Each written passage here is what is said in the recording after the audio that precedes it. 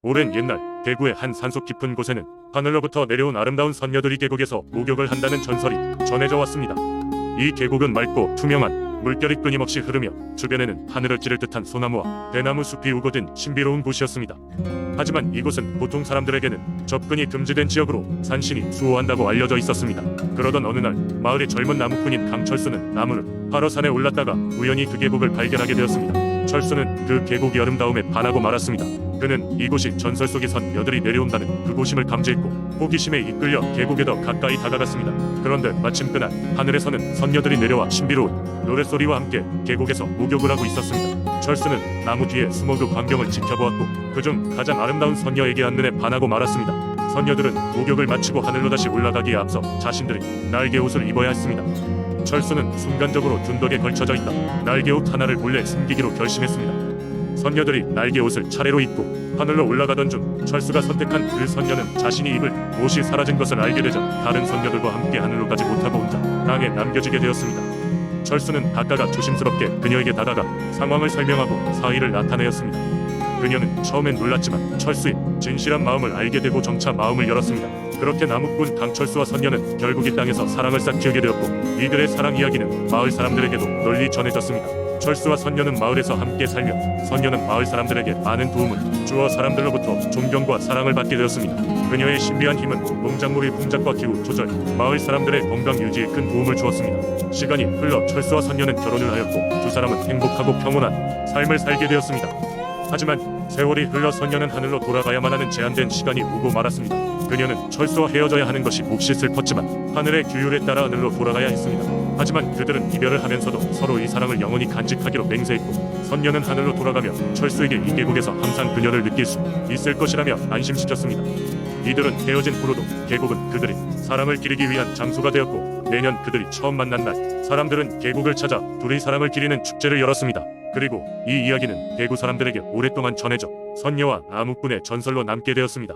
두 번째 이야기 옛날 옛적 경상북도 영주라는 고장에는 사람들이 마음을 읽을 수 있다는 특별한 힘을 가진 두꺼비가 살고 있었다. 사람들은 그 두꺼비가 인근 마을로 들어가면 자신의 운세를 예언해주는 준 천재적인 능력을 가졌다는 소문을 주고받았다. 이 두꺼비는 마을의 큰 나무 밑에서 조용히 앉아있다가 마을 주민들이 자신의 고민을 속삭이면 짧고 간결하게 대답을 주곤 하였다. 마을 사람들은 이러한 두꺼비를 매우 신성하게 여기고 해마다 축가을이 되면 곡식을 모아 두꺼비에게 예물을 바치기도 하였다. 어느 날 마을의 한 농부가 단호박을 수확하던 중 밭 한가운데에 튀어나온 두꺼비 알을 발견하였다. 처음엔 그저 지나칠 법도 했지만 농부는 두꺼비가 가진 전설적인 이야기를 알고 있었기에 알을 잃어버리면 어떤 나쁜 일이 닥칠지 몰라 매우 걱정되었다. 그래서 그는 그 알을 조심스레 집으로 가져가 부엌장독대 옆에 안전하게 보관하였다. 그해 겨울 이상하게도 마을에는 사나운 야생 동물들이 내려와 농작물과 가축에게 피해를 주곤 하였다. 마을 사람들은 원인을 알아내기 위해 다양한 방책을 강구했지만 결국엔 두꺼비에게 도움을 청할 수밖에 없었다. 사람들은 두꺼비가 살고 있는 나무 밑에 모여 신비로운 주문을 외우기 시작했다. 그러자 바람이 찌르르 불어와 두꺼비가 천천히 모습을 드러내 사람들과 눈을 맞추었다. 두꺼비는 조용히 내 알을 잃어버렸소이다라고 말하였다. 사람들은 두꺼비의 말에 깜짝 놀랐다. 마을 사람들은 하나같이 머리를 숙이며 용서를 빌고 누가 그 알을 가지고 있는지 찾아 나섰다. 곧 농부는 자신이 그 알을 발견하고 보호하고 있었다고 솔직하게 말하였다. 두꺼비는 그런 농부에게 고마움을 표하고 더 이상 알이 집 밖으로 나가지 않게 잘 보살펴 달라고 부탁하였다. 시간이 흘러 봄이 되자 농부의 장독대 옆 아래서 작은 여우가 태어났다. 두꺼비와 달리 이 여우는 사람 말을 할 줄 알았고 농부의 곁에서 지내며 농부의 손과 발이 되어주었다. 농부의 땅은 전에 없이 풍성한 수확을 초래하였고 마을 사람들은 이 모든 것이 두꺼비 아래서 태어난 여우 덕이라고 입을 모았다. 여우는 자라면서 점점 사람과 같은 지혜를 갖추었고 마을 사람들이 수확한 곡식 중가장 좋은 것들을 두꺼비에게 바칠 수 있도록 도와주었다. 그리고 여우는 인간 세상에 일정 기간 머무르고 더 이상 필요가 없을 때가 오면 숲으로 돌아가기를 약속하였다. 결국 여우의 은혜와 두꺼비의 능력 덕분에 마을은 몇 년간 평화롭고 번성하였다. 마을 사람들은 감사하는 마음으로 두꺼비를 더더욱 숭배하게 되었고 마을은 자연과 더불어 살면서 영주만의 독특한 신앙 이야기로 이 전설을 후의 후손들에게 널리 전하기 시작하였다. 세 번째 이야기 옛날 옛적 태백산에는 신비로운 민속 신앙이 전해져 내려오고 있었습니다. 태백 주민들은 산신령이 태백산에 거주하며 그들에게 복을 내린다고 믿었습니다. 이 산신령은 바위처럼 굳센 의지를 가진 산속의 현명한 존재였으며 그의 존재는 언제나 사람들에게 힘과 용기를 안겨주었습니다. 어느 날 태백 마을에 천운이라는 이름의 젊은 남자가 있었습니다. 그는 산에 오르기를 좋아했으며 특히 태백산의 아름다움에 매료되어 자주 산행을 다녔습니다. 천우는 남다른 영감과 열정을 가진 청년으로 자연과의 조화로운 삶을 중요시했습니다. 그러던 어느 날 그는 산신령에게 자신의 소원을 빌어보기로 결심했습니다. 천우는 이른 새벽 태백산의 최고봉을 향해 걸음을 옮겼습니다. 무성한 숲을 지나 험난한 바위를 올라 끝없이 펼쳐진 하늘 아래 섰을 때 그는 마음속 깊이 간절히 기도하기 시작했습니다. 오 산신령님, 제게 자연의 지혜를 주시오이 태백산과 함께 더욱 조화로운 삶을 살도록 도와주십시오. 그리고 그는 잠시 눈을 감았습니다. 그가 기도를 마치고 눈을 떴을 때 산은 여전히 조용했지만 무언가 특별한 느낌이 감돌았습니다. 마치 바람이 그의 피부를 부드럽게 쓰다듬으며 산신령의 존재를 속삭이고 있는 듯했습니다. 이윽고 천우는 발길을 돌려 산을 내려가기 시작했지만 묘하게도 그의 마음은 전보다 훨씬 더 평화로워졌음을 느꼈습니다. 그때부터 천우는 마을에 돌아와 태백산과 마을을 위한 다양한 활동을 벌였습니다. 그는 태백산의 자원보호 캠페인을 시작하고 숲을 정화하며 자연의 소중함을 전하기 위해 노력했습니다. 마을 사람들은 천운의 변화를 보고 놀랐고 그의 활동에 동참하게 되었습니다. 그 결과 마을과 산은 더욱 조화롭게 성장하며 번창하게 되었습니다. 여러 해가 지난 후 태백산은 더 아름답고 건강해졌으며 주민들은 태백산과 자연의 진정한 가치를 이해하게 되었습니다. 마을 사람들 사이에서는 천운이 바로 산신령의 축복을 받은 사람이라는 이야기가 퍼졌고 그는 점차 전설적인 인물로 남게 되었습니다. 태백에서는 오늘날까지도 산신령을 기리는 축제가 열립니다. 그리고 태백의 사람들은 자연의 선물과 함께 조화로운 삶을 사는 것이 얼마나 중요한지를 깨달으며 살아갑니다. 산신령과 천운의 이야기는 태백과 자연 그리고 인간의 순수한 교감을 상징하며 오늘날까지 교훈과 감동을 전해주고 있습니다. 네 번째 이야기, 옛날 깊고 푸른 산속에 산신령이 살고 있었다.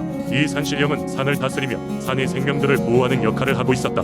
사람들은 이 산을 신령산이라고 불렀으며 평소에 이 산을 지나갈 때는 산신령에게 예를 갖추고자 작은 점성을 바치곤 했다. 어느 날 한 사냥꾼이 이 신령산을 찾았다. 그는 자연 속에서 자신의 삶을 살아가는 사람이었고 산에서 사냥을 하며 겨우 생계를 유지하고 있었다.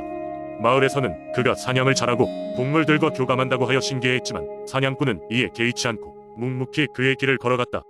그 사냥꾼의 이름은 이정수였다. 정수는 그날도 여느 때처럼 산에 들어갔다.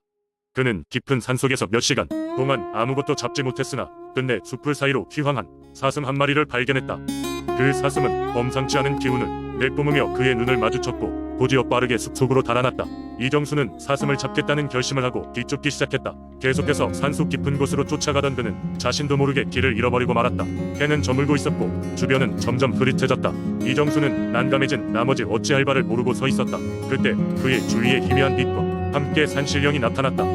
사냥꾼이여, 그대는 왜 이 깊은 산속으로 들어온 것이오? 산신령이 물었다.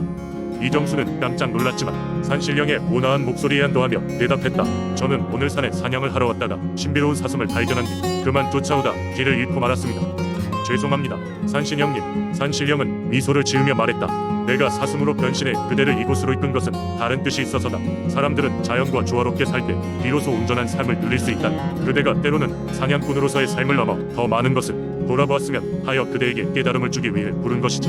이정수는 산신령의 말에 깊게 고개를 끄덕였다. 나는 늘 생존만을 위해 사냥을 했지 자연의 일부가 되어 산다는 게 무엇인지 깊게 생각한 적이 없었다고 그는 깨달았다. 그날 밤 산신령의 안내로 이정수는 안전하게 산을 내려올 수 있었다. 이후 그는 사냥을 할 때마다 남은 생명을 존중하며 더욱 자연 친화적인 방식을 찾으려 노력했다.